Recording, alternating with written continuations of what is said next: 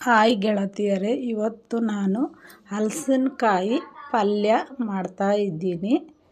ಹಲಸಿನಕಾಯಿ ಈ ಟೈಮಲ್ಲಿ ಚೆನ್ನಾಗಿರುತ್ತೆ. ಎಳೆ ಹಲಸಿನಕಾಯಿ ಮಾಡೋಕ್ಕೆ ತುಂಬ ಚೆನ್ನಾಗಿರುತ್ತೆ.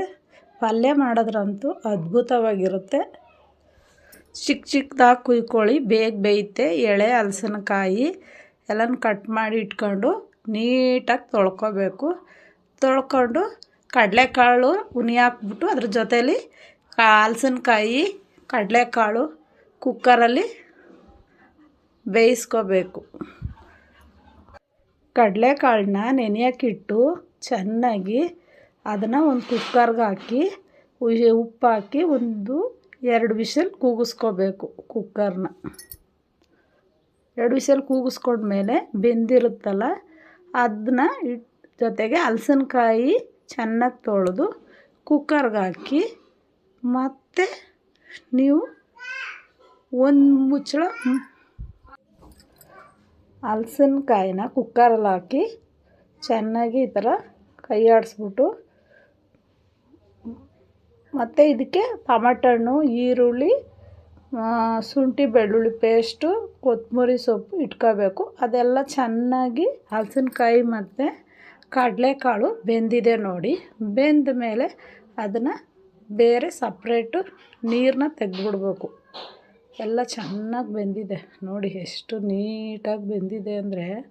ಹಲಸಿನಕಾಯಿನ ಬೇರೆ ಸಪ್ರೇಟ್ ಇಟ್ಕೊಂಡು ಬಾಣಲಿಲಿ ಎಣ್ಣೆ ಹಾಕಬೇಕು. ಬಾಣಲಿಗೆ ಎಣ್ಣೆ ಹಾಕ್ಬಿಟ್ಟು ಈಗ ಅದನ್ನ ನಾವು ಒಗ್ಗರಣೆ ಮಾಡಬೇಕಲ್ವ, ಅದಕ್ಕೆ ಎಣ್ಣೆ, ಕರ್ಬೇವಿನ ಸೊಪ್ಪು, ಸಾಸಿವೆ ಸಿಡಿಬೇಕು ಚೆನ್ನಾಗಿ. ಮತ್ತು ಅದಕ್ಕೆ ನಾವೀಗ ಈರುಳ್ಳಿ ಹಾಕೋಣ. ಈರುಳ್ಳಿ ಹಾಕ್ಬಿಟ್ಟು ಚೆನ್ನಾಗಿ ಬಾಡಿಸ್ಬೇಕು. ಈರುಳ್ಳಿ ಚೆನ್ನಾಗಿ ಬಾಡಿಸ್ಬೇಕು.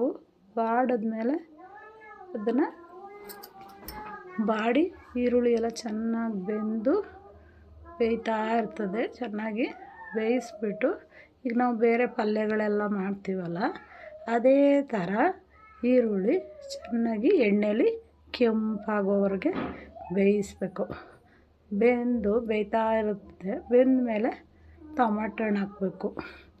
ನಾವೀಗ ನೋಡಿ ಬ್ರೌನ್ ಬಂದಿದೆ, ಈರುಳ್ಳಿ ಬ್ರೌನ್ ಕಲರ್ ಬಂದಮೇಲೆ ಟೊಮೆಟೊ ಹಣ್ಣು ಹಾಕ್ಕೊಳ್ಳೋಣ. ಟೊಮೆಟೊ ಹಣ್ಣು ಹಾಕ್ಕೊಬಿಟ್ಟು ಚೆನ್ನಾಗಿ ಈ ಥರ ಕೈ ಆಡಿಸ್ತಾ ಇರಬೇಕು.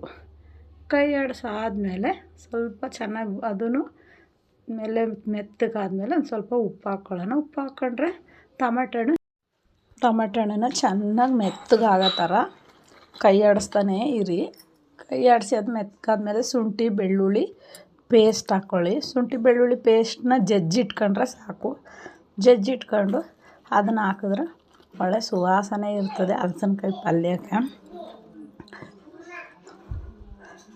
ಕೈ ಆಡಿಸಿ ಅದನ್ನು ಹಾಕ್ಕೊಂಡು ಕೈ ಆಡಿಸಿ, ಮತ್ತು ಮಸಾಲೆ ಪೌಡ್ರುಗಳು, ಅದಕ್ಕೆ ಚಿಕನ್ ಮಸಾಲೆ ಪೌಡ್ರು, ಅಚ್ಕಾರ ಪುಡಿ ಮತ್ತು ಚಿಕನ್ ಮಸಾಲೆ ಪೌಡರ್ ಹಾಕ್ಕೊಳ್ಳೋದು. ಅದು ಹಾಕ್ಬಿಟ್ಟು ಸ್ವಲ್ಪ ಚೆನ್ನಾಗಿ ಎಣ್ಣೆಲಿ ಫ್ರೈ ಮಾಡೋದು.